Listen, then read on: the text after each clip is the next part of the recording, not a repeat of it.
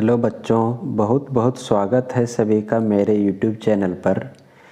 आज हम लोग साइंस का 40 इम्पॉर्टेंट क्वेश्चंस को देखेंगे जो कि परीक्षा में अक्सर पूछा जाता है। सारा इम्पॉर्टेंट क्वेश्चंस है, तो चैनल को सब्सक्राइब करने के लिए भी बहुत बहुत धन्यवाद। और अगर जो नया होंगे, अगर चैनल को सब्सक्राइब नहीं किए होंगे तो जल्द से जल्द चैनल को सब्सक्राइब कर लें और अपने दोस्तों को भी शेयर कर दें ताकि सभी कोई उस चैनल से अपना फ़ायदा उठा सके।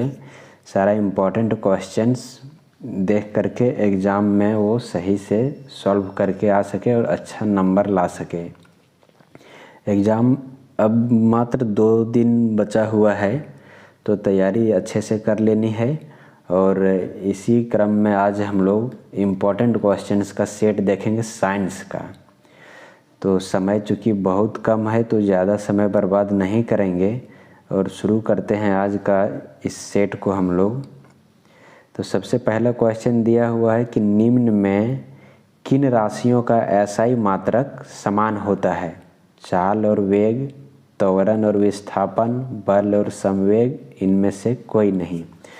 तो कौन सी 2 राशि है इसमें से जिसका एसआई मात्रक समान होता है?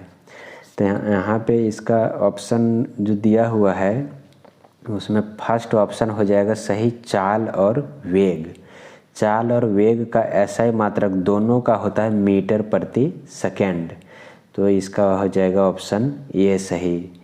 यही दोनों का चाल और वेग जो है उसी का एसआई मात्रक समान होता है।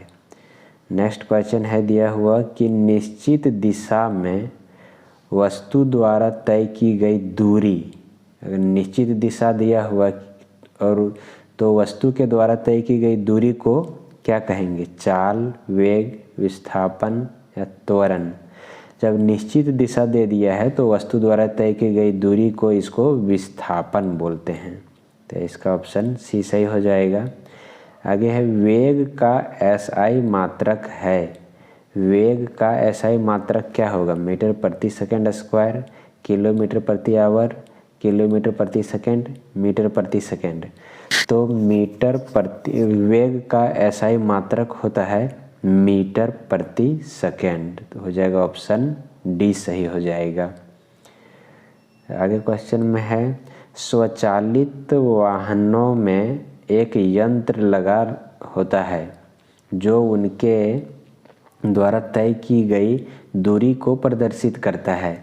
इस यंत्र को कहते हैं ओडोमीटर, स्पीडोमीटर, थर्मोमीटर, इनमें कोई नहीं। स्वचालित वाहनों में एक यंत्र लगा रहता है। उस यंत्र से क्या होता है कि कोई भी जो वाहन है उनके द्वारा तय की गई दूरी को प्रदर्शित करता है कि कितना दूरी तय किए हैं। जो मीटर जिसको बोलते हैं हम लोग, गाड़ी में जो मीटर लगा रहता है उसका नाम क्या है? तो उस यंत्र को कहते हैं स्पीडोमीटर, जो कि स्पीड भी बताता है कि गाड़ी कितना स्पीड से चल रही है। इसीलिए इसको याद रखना कि इसको कहते हैं स्पीडोमीटर। नेक्स्ट क्वेश्चन में है कि यदि पिंड का द्रव्यमान दोगुना कर दिया जाए और उसका वेग आधा हो जाए तो पिंड का रैखिक संवेग होगा। 2 गुना हो जाएगा वही रहेगा, आधा हो जाएगा 4 गुना हो जाएगा। इसको थोड़ा सा सॉल्व करके देखना पड़ेगा कि कोई भी पिंड है उसका द्रव्यमान 2 गुना कर दिया जाता है। अगर द्रव्यमान को 2 गुना कर दिया जाए तो उसका संवेग क्या होगा? तो संवेग निकालने के लिए फॉर्मूला होता है, संवेग को P से डिनोट करते हैं। P बराबर होता है m into v, mass into velocity. तो मास जो है जिसको द्रव्यमान कहते हैं, द्रव्यमान को यहाँ दिया है कि 2 गुना कर दिया जाता है, तो m को 2m कर दिया गया और उसका वेग आधा हो जाए, v को 1/2v यानी कि आधा कर दिया जाए तो क्या होगा इसका संवेग? तो ये 2 और 2 कट जाएगा, क्या निकला? m इंटू वी, वही रह गया। जो पहले m इंटू v था वही रह जाएगा m इंटू वी ही, तो इसका हो जाएगा ऑप्शन बी सही कि इसका संवेग वही रह जाएगा। द्रव्यमान को 2 गुना कर दिया जाए, वेग को आधा भी कर दिया जाए तो पिंड का संवेग जो है वो वही रहेगा। ऑप्शन बी सही हो जाएगा। बढ़िया से इसको समझ लेना है, अच्छे से पूछता है इस तरह का क्वेश्चन अक्सर एग्जाम में। नेक्स्ट क्वेश्चन में दिया है यदि दो वस्तु ए और बी के द्रव्यमान क्रमशः 6 kg और 34 kg हो तो क्या होगा? ए का जड़त्व बी के जड़त्व से अधिक होगा, बी का जड़त्व ए के जड़त्व से अधिक होगा, ए का जड़त्व और बी का जड़त्व बराबर होगा, ए तथा बी का जड़त्व 0 होगा। ए का द्रव्यमान दिया है 6 kg और बी का है 34 kg। तो याद रखना है, ये बहुत इम्पोर्टेंट क्वेश्चन है। ये जो जड़त्व जो है वो डिपेंड करता है द्रव्यमान पर, जिसका द्रव्यमान ज़्यादा होगा उसका जड़त्व ज़्यादा होगा। तो यहाँ पे B का द्रव्यमान है 34 kg और ये का है 6 kg। तो जब B का द्रव्यमान ज़्यादा है तो B का जड़त्व भी ज़्यादा होगा। तो हो जाएगा इसका ऑप्शन B हो जाएगा, B का जड़त्व A के जड़त्व से अधिक होगा। B का है जब ज़्यादा द्रव्यमान 34 kg है और A का है द्रव्यमान 6 kg। तो जब B का द्रव्यमान ज़्यादा है तो B का जड़त्व ज़्यादा होगा A के जड़त्व से। ऑप्शन हो जाएगा इसका B हो जाएगा सही। अगला दिया हुआ है कि न्यूटन गति के किस नियम को जड़त्व का भी नियम कहा जाता है? बहुत ही इम्पोर्टेंट क्वेश्चन है, बहुत VVI क्वेश्चन है ये। न्यूटन गति का 3 नियम है, 3 नियम में से किस नियम को जड़त्व का नियम कहा जाता है? तो याद रखना है कि न्यूटन गति के प्रथम नियम को जड़त्व का नियम कहा जाता है और दूसरा नियम जो है उसको बल का नियम कहा जाता है। दूसरा नियम को बल कहते हैं, बल का नियम। फर्स्ट नियम जो है, प्रथम नियम, वो जड़त्व का नियम है। अगला है रॉकेट किसके सिद्धांत पर कार्य करता है? ये भी बहुत इंपॉर्टेंट क्वेश्चन है। रॉकेट जो है वो किस सिद्धांत पे कार्य करता है ये हमको बताना है। तो रॉकेट जो है वो हो जाएगा, इसका क्वेश्चन नंबर 8 है ये, इसका हो जाएगा C सही। संवेग के संरक्षण सिद्धांत पर कार्य करता है। तो रॉकेट हो जाएगा संवेग संरक्षण के सिद्धांत पर कार्य करता है, ऑप्शन C सही हो जाएगा। अगला क्वेश्चन में दिया है कि 60 kg द्रव्यमान के किसी मनुष्य का भार चंद्रमा पर क्या होगा? यहाँ पे G का मान है वो G बराबर 10 मीटर प्रति सेकेंड स्क्वायर लेने के लिए बोला गया है। तो कोई भी मनुष्य का द्रव्यमान जो है वो 60 kg है पृथ्वी पर, तो चंद्रमा पर उसका द्रव्यमान क्या होगा? तो चंद्रमा पर द्रव्यमान निकालने के लिए इसका सबसे पहले जो अभी यहाँ पे दिया हुआ है यहाँ 60 kg हमको, तो इसका यहाँ पे जैसे m मास जो है वो दिया हुआ है 60 kg। ये 60 kg दिया हुआ है पृथ्वी पर है इसका। तो इसका भार सबसे पहले हम निकालेंगे कि यहाँ पे इसका भार क्या है। तो भार को वेट जिसको कहते हैं, W बराबर होता है m इंटू G। तो m हो गया मास यहाँ पे 60 और G हो गया यहाँ पे दिया हुआ है हमको 10 लेने के लिए। तो 60 को 10 से गुना करेंगे तो हो जाएगा 600। तो 600 न्यूटन हो गया उसका भार पृथ्वी पर, यहाँ पे हो गया 600 न्यूटन। अब हम निकालेंगे कि चंद्रमा पर इसका भार क्या होगा। तो चंद्रमा पर भार निकालने के लिए हम जानते हैं कि कोई भी चीज़ का पृथ्वी पर जो भार रहता है उसका चंद्रमा पर जब ले जाएंगे तो पृथ्वी पर के भार का 1/6 गुना हो जाता है चंद्रमा पर। तो ये 600 यहाँ था तो इसका हो जाएगा, ये गुना कर देंगे 1/6 से। तो 6 से 600 को काटेंगे तो ये हो जाएगा 100 न्यूटन। तो ऑप्शन हो जाएगा C सही। बढ़िया से इसको समझ लेना है, गलती नहीं करना है। अक्सर इसमें बच्चे क्या करते हैं कि 60 kg यहाँ पे दिया हुआ है तो 60 को सीधा 1/6 से गुना कर देते हैं, इसको काट करके और 10 न्यूटन ऑप्शन D तुरंत मार देंगे। लेकिन ये गलत हो जाएगा। ये द्रव्यमान दिया हुआ और यहाँ भार पूछ रहा है चंद्रमा पर। द्रव्यमान और भार अलग होता है। द्रव्यमान दिया हुआ तो उसको हम पहले भार में कन्वर्ट कर लेंगे। द्रव्यमान दिया हुआ, मास दिया हुआ है, उसको भार में करेंगे, वेट में करेंगे। वेट में करने के लिए m इंटू G निकालेंगे पहले, तब ये मेरा भार होगा पृथ्वी पर का। अब जब पृथ्वी पर का भार निकल जाएगा तो उसको 1/6 से गुना करेंगे, तब वो निकलेगा चंद्रमा पर का भार। तो बढ़िया से इसको समझ लेना है, बहुत VVI क्वेश्चन है ये। अगला दिया हुआ है कि ध्वनि का वेग किसमें अधिक होता है? ठोस में, द्रव में, गैस में या निर्वात में? ध्वनि का वेग, साउंड का वेलोसिटी किसमें अधिक होगा? ठोस, द्रव, गैस, निर्वात।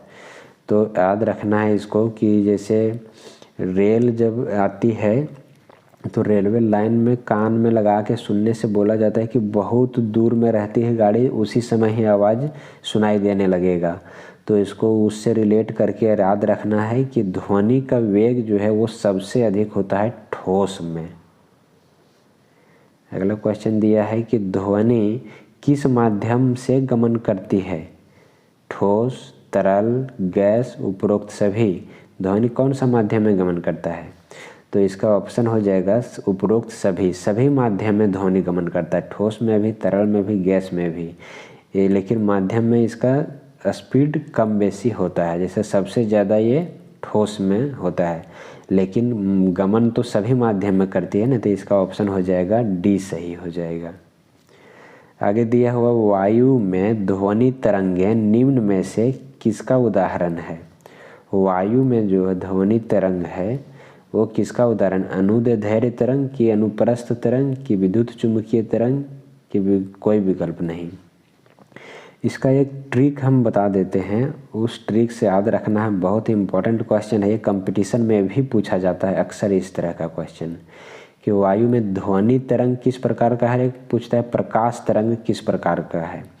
तो याद रखना कि ध्वनि तरंग पूछ रहा है तो ध्वनि धैर्य से याद रखना है। अनुदय धैर्य को हम धैर्य से याद रखेंगे, ध्वनि धैर्य। और प्रकाश जो है उसका भी कभी कभी पूछा जाता है कि प्रकाश तरंग किस प्रकार का है।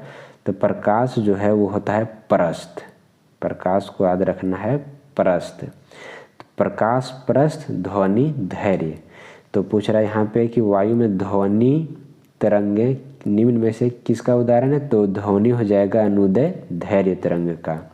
प्रकाश पूछता तो होता अनुप्रस्थ तरंग। प्रकाश परस्थ, ध्वनि धैर्य। इस ट्रिक से याद रख सकते हैं, एग्जाम में पूछता है, अक्सर कंपटीशन में भी पूछा जाता है ये क्वेश्चन को, इसलिए ये ट्रिक से हम याद रखे थे। इसको बता दिए कि ध्वनि धैर्य, प्रकाश परस्थ होता है। तो यहाँ पे ध्वनि का पूछ रहा है तो हो जाएगा अनुदय धैर्य तरंग। नेक्स्ट क्वेश्चन दिया हुआ मानव श्रवण की श्रव्य परास की ऊपरी आवृत्ति सीमा लगभग होती है 20 किलो हर्ज, 2000 हर्ज, 2 किलो हर्ज, ये भी हो गया। और ये कितना दिया हुआ वो है, ये इकाई, दहाई, सैकड़ा, हजार, 10 लाख, 10 लाख, 20 लाख हर्ज। तो हम जानते हैं कि मानव का जो श्रवण की श्रव्य परास जो है वो 20 हर्ज से 20,000 हर्ज तक होता है। 20 हर्ज से 20,000 हर्ज तक। तो यहाँ पे अधिकतम पूछ रहा है कि ऊपरी आवृत्ति सीमा, ऊपरी क्या है तो 20,000 हर्ज है। तो 20,000 हर्ज यहाँ पे देखना है कि कौन सा होगा। बढ़िया से ऑप्शन को देख करके टिक मारना, ये हो जाएगा 20,000 हर्ज, ऑप्शन ये सही हो जाएगा। बहुत इंपॉर्टेंट क्वेश्चन ये भी है।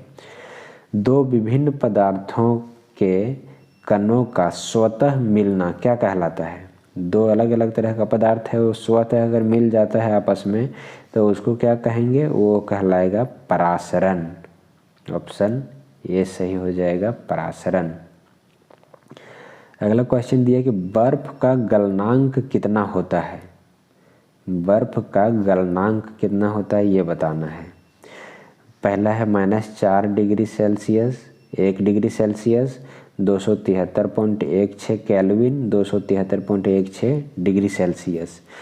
तो यहाँ पे हम जानते हैं कि बर्फ का गलनांक होता है 0 डिग्री सेल्सियस।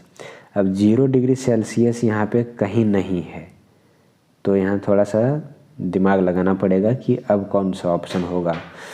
तो हम जानते हैं कि 0 डिग्री सेल्सियस जो होता है वो 273 केल्विन के बराबर होता है। 273.16 जब पॉइंट में लेंगे तो 0 डिग्री सेल्सियस मतलब 276 केल्विन 273 केल्विन।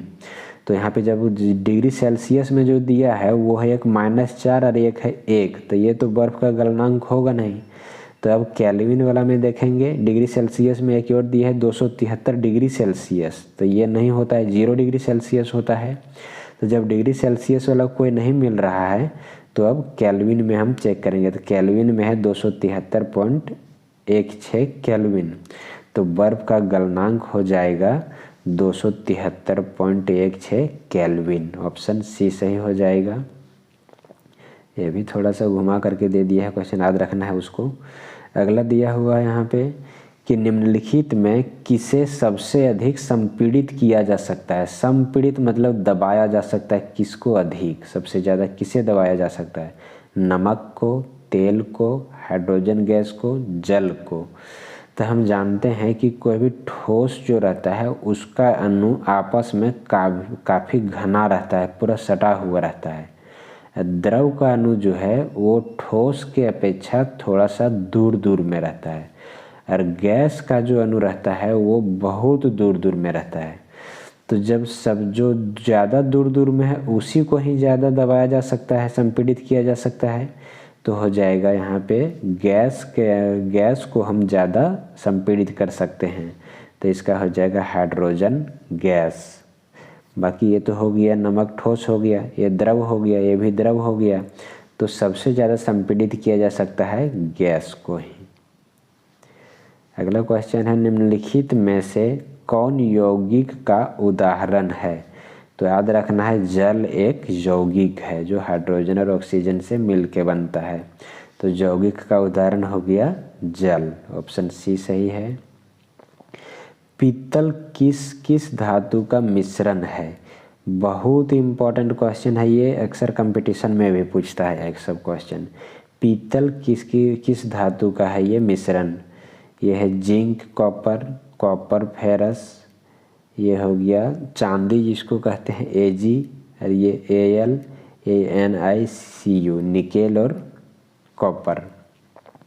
तो पीतल को किसका मिश्र धातु होता है ये याद रखने के लिए एक छोटा सा ट्रिक, जिस ट्रिक से हम अभी तक याद रखें इसको वो बता देते हैं।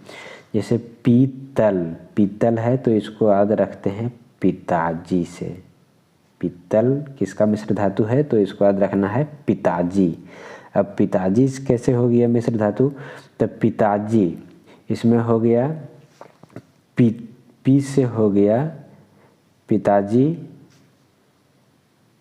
पहला अक्षर जो है पी तो उससे हो गया पीतल, ता से हो गया तांबा, ज से हो गया जस्ता। तो पीतल जो है वो तांबा और जस्ता, तांबा का हो गया कॉपर Cu और जस्ता का हो गया जिंक Zn। तो पीतल का याद रखना है पिताजी से हो गया पी से पीतल, त से तांबा, ज से जस्ता। तो पीतल किसका मिश्र धातु है? तो तांबा और जस्ता का, कॉपर और जिंक, पीतल। अगला दिया हुआ क्वेश्चन, निम्नलिखित में कौन रासायनिक परिवर्तन का उदाहरण है? रासायनिक परिवर्तन का उदाहरण पूछ रहा है कौन है? जल का बर्फ में बदलना नहीं, ये तो हो जाएगा भौतिक। भोजन का पचना, यही होगा रासायनिक परिवर्तन का उदाहरण। मोमबत्ती का पिघलना भौतिक होता है। लोहे के चूर्ण को बालू में मिलाना, ये भी हो जाएगा भौतिक।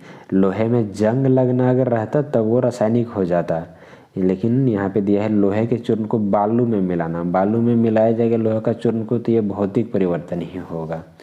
तो यहाँ पे हो जाएगा रासायनिक परिवर्तन, भोजन का पचना। आगे है सोडियम ऑक्साइड का सूत्र निम्नलिखित में कौन है? NaO, Na2O, Na2O3, NaO2। Sodium oxide, तो सोडियम ऑक्साइड का होता है Na2O, याद रखना है इसको सोडियम ऑक्साइड का। ऑप्शन बी हो जाएगा उसका सही।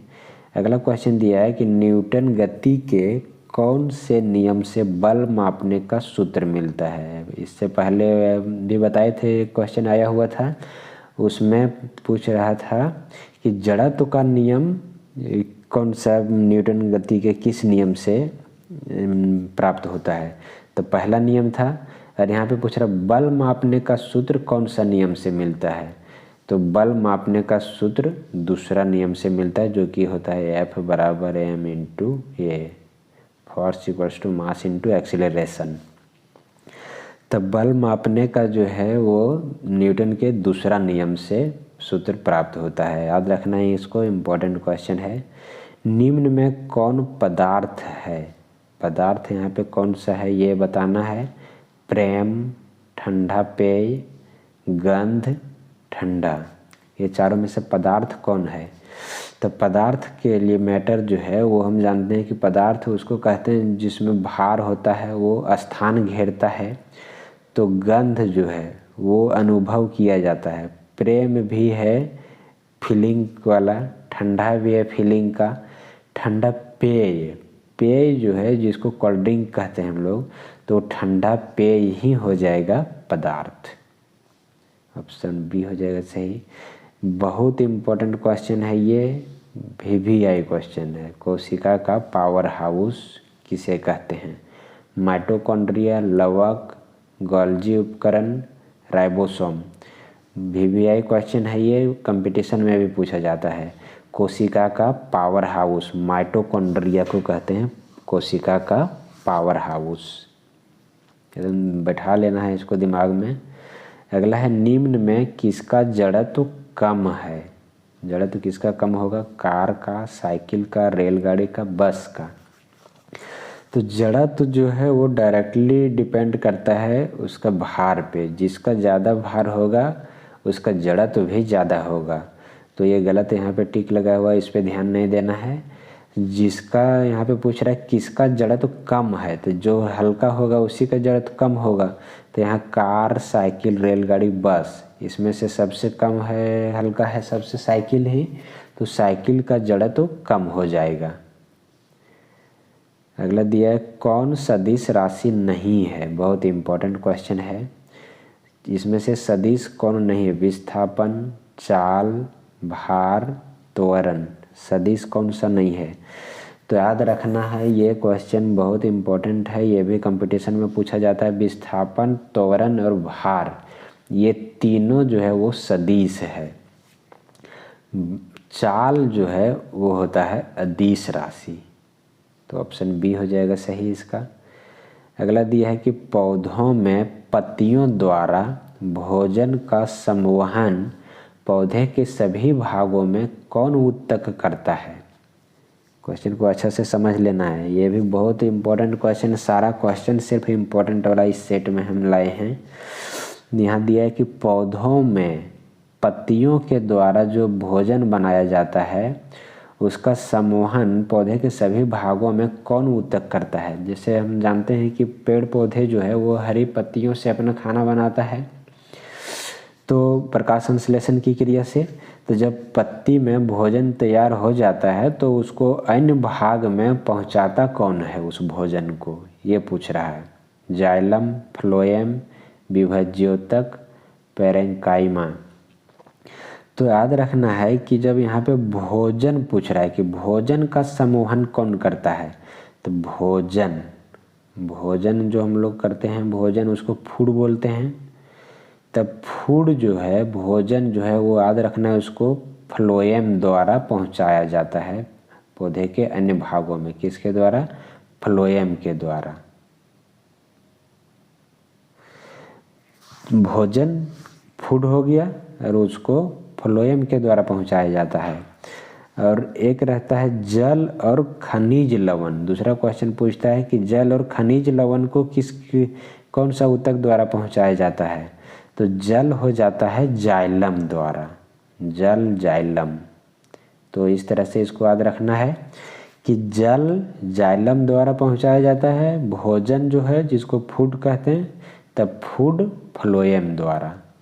तो यहाँ पे फूड का पूछ रहा था कि भोजन जो है वो किस ऊतक द्वारा पहुंचाया जाता है, तो भोजन पहुंचाता है फूड को फ्लोएम और जल को जाइलम पहुंचाता है।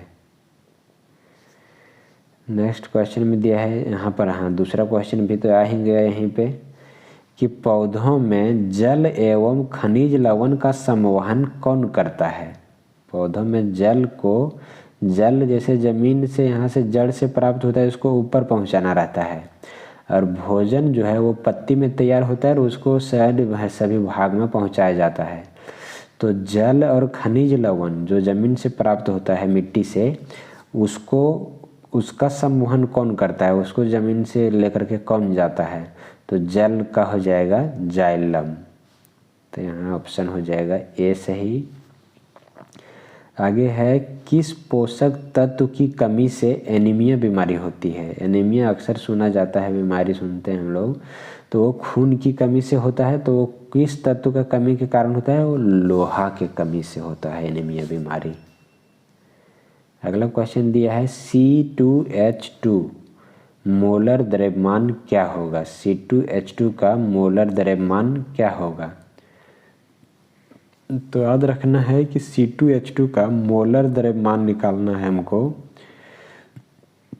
तो मोलर द्रव्यमान निकालने के लिए, जैसे C2H2 कार्बन हो गया, कार्बन का परमाणु द्रव्यमान होता है हम जानते हैं 12। यहाँ पे 2 कार्बन है तो कर देंगे 12 गुने 2, प्लस हाइड्रोजन जो है उसका परमाणु द्रव्यमान 1 होता है, और यहाँ पे हाइड्रोजन भी 2 है तो 1 को भी 2 से गुना कर देंगे, दोनों को जोड़ देंगे। तो 12 को 2 से गुना किए तो 24, और 2 को 1 से गुना किए तो 2, 24 और 2 26। तो C2H2 का मोलर द्रव्यमान आ जाएगा 26। ऑप्शन बी सही हो जाएगा। इलेक्ट्रॉन की खोज किसने की। इलेक्ट्रॉन की खोज किसने की, इसका भी एक ट्रिक हम बता दे रहे हैं। उसी ट्रिक के आधार पे हम भी याद रखें, जो कि अभी तक फिर कभी नहीं भूले। तो इलेक्ट्रॉन का इसका हो जाएगा ईट पर नाच। बस ये छोटा सा एक ट्रिक है, इसी से आंसर निकल जाएगा 3 क्वेश्चन का। ईट पर नाच, इतना याद रखना है। तो ईट इसमें ई से हो गया इलेक्ट्रॉन, और ट से हो गया थॉमसन। थॉमसन का टी से शुरू करेंगे लिखने के लिए, तो ये हो गया टी से थॉमसन, ई से इलेक्ट्रॉन, टी से थॉमसन। तो इलेक्ट्रॉन का हो गया जे थॉमसन। उसके बाद है पर, प से प्रोटॉन, र से रदरफोर्ड। प से प्रोटॉन, र से रदरफोर्ड, तो प्रोटॉन का खोज रदरफोर्ड। नाच, न से न्यूट्रॉन, और च से चैडविक, तो जेम्स चैडविक। तो जेम्स चैडविक हो गया न्यूट्रॉन का, और प्रोटॉन का हो गया रदरफोर्ड, पर से हो गया प्रोटॉन, और ईट से हो गया इलेक्ट्रॉन का थॉमसन, ईट। तो इस ट्रिक से याद रखेंगे तो बहुत ही आसानी से याद रह जाएगा, और यही ट्रिक से हम भी याद रखें, जो कि अभी तक कभी नहीं भूले। इलेक्ट्रॉन की खोज हो जाएगा ईट इलेक्ट्रॉन थॉमसन, तो जे थॉमसन। अगला दिया हुआ है क्वेश्चन कि श्वेत क्रांति किससे संबंधित है। ये तो सभी को लगभग तो पता ही होगा। श्वेत क्रांति जो है वो दुग्ध उत्पादन से संबंधित था। अगला दिया हुआ है, निम्नलिखित में कौन रबी फसल का उदाहरण है। रबी फसल का उदाहरण इसमें से हो जाएगा चना। धान, मक्का, अरहर ये सब खरीफ फसल होता है, रबी हो जाएगा चना। आगे है, जीवों के वर्गीकरण का सर्वाधिक मूलभूत लक्षण क्या हो सकता है। जीव को अलग अलग तरह से जो बांटा जाता है कि ये जीव कैसा, ये ऐसा है, तो उसका सबसे अधिक मूलभूत लक्षण क्या हो सकता है, किस लक्षण से वो बांटा जाता है। तो इसको याद रखना है, इसका आंसर हो जाएगा जीवों, उसका कोशिका संरचना। कोशिका संरचना के ही आधार पे इसको अलग किया जाता है। पादप वर्ग का उभयचर किसे कहते हैं। पादप वर्ग का उभयचर, ये कहते हैं इसको ब्रायोफाइट को। अगला दिया है, व्हेल निम्नलिखित में से किस वर्ग से संबंधित है? ये भी इम्पोर्टेंट क्वेश्चन है, बहुत इम्पोर्टेंट है, VVI है। सरीसृप वर्ग, पक्षी वर्ग, स्तनपायी, मत्स्य। मत्स्य मीन्स मछली होता है, तो व्हेल मछली समझ करके इसको मत्स्य में कभी टिक नहीं लगा देना है। व्हेल को रखा जाता है स्तनपायी वर्ग में, इसलिए कि व्हेल जो है वो बच्चे को जन्म देती है और व्हेल अपने बच्चे को दूध भी पिलाती है, इसीलिए ये स्तनपायी वर्ग में रखा जाता है। इसको मछली के श्रेणी में नहीं रखा जाता है इसीलिए कि व्हेल जो है वो गिल्स से सांस नहीं लेती, गलफड़ा से सांस नहीं लेती है, और मछली जो है वो गलफड़ा से सांस लेती है, इसीलिए इसको मत्स्य मछली नहीं कहेंगे। आगे दिया हुआ है कि वैश्विक ऊष्मन के लिए कौन गैस उत्तरदायी है? वैश्विक ऊष्मन जो इतना हीट जो बढ़ता जा रहा है उसका लिए कौन सा गैस उत्तरदायी है? Carbon dioxide, carbon monoxide, nitrogen, oxygen. तो इसके लिए है कार्बन डाइऑक्साइड गैस उत्तरदायी। ऑप्शन ये सही हो जाएगा। जल प्रदूषण से निम्नलिखित में कौन सा प्रभाव नहीं होगा? जल अगर प्रदूषित होगा तो कौन सा प्रभाव नहीं होगा? जल के तापमान में वृद्धि, हैजा, जल में ऑक्सीजन की कमी, फेफड़े संबंधी रोग। तो इसका हो जाएगा ऑप्शन ये होगा, जल के तापमान में वृद्धि, वो प्रभाव नहीं होगा। अगला दिया है निम्नलिखित में कौन सा असंक्रामक रोग है? या संक्रामक रोग मतलब एक अगर किसी को हो गया तो वो दूसरा को फैलने वाला रोग नहीं है, ऐसा कौन सा रोग है? खांसी, जुकाम, रतौंधी, हैजा, कालाजार। तो इसमें से रतौंधी जो है वो संक्रामक रोग नहीं है, या संक्रामक रोग, तो यहाँ पे हो जाएगा इसका रतौंधी। अगला क्वेश्चन देखते हैं और ये अंतिम क्वेश्चन है। निम्नलिखित में कौन दीर्घकालिक रोग के उदाहरण है? दीर्घकालिक रोग मतलब जो बहुत लंबे समय तक चलने वाला बीमारी रहता है, वो कौन सा बीमारी है इसमें से? यहाँ पे दिया हुआ है खांसी, जुकाम, हैजा, टीबी, मधुमेह। तो इसमें मधुमेह जो है जिसको शुगर कहते हैं वो हो जाएगा दीर्घकालिक रोग। शुगर जल्दी से नहीं ख़त्म होता है। तो इस तरह से ये 40 क्वेश्चन जो इम्पोर्टेंट वाला था, इसमें से फिजिक्स, केमिस्ट्री और बायोलॉजी तीनों पोर्शन से मिला हुआ है क्वेश्चन। ये 40 क्वेश्चन का सेट कंप्लीट हो गया, और भी सेट हम डालते ही रहेंगे अपने इस चैनल पे। तो अभी तक भी अगर कोई सब्सक्राइब नहीं कर पाए होंगे चैनल को, तो अभी भी सब्सक्राइब कर लें और दोस्तों को भी शेयर कर दें, इससे हमको भी सपोर्ट मिलेगा। और तैयारी अच्छे से करें एग्ज़ाम का, अब बहुत कम समय बचा हुआ है। बहुत बहुत धन्यवाद।